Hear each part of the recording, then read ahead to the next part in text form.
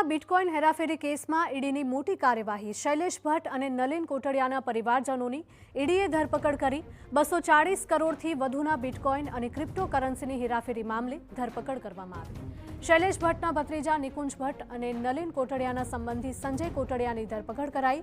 બંનેની તપાસ કરવા ઈડીએ 10 દિવસના રિમાન્ડની માંગ કરી હતી, તો ઈડીની વિશેષ કોર્ટે 5 દિવસના રિમાન્ડ મંજૂર કર્યા છે।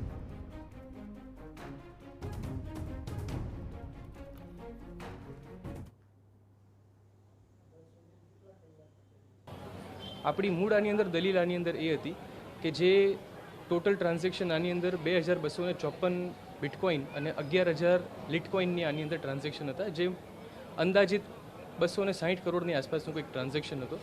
અને એ ટ્રાન્ઝેક્શન આની ઉપર ઈડીવાળા ઉપર આમને એરેસ્ટ એમને કર્યા હતા।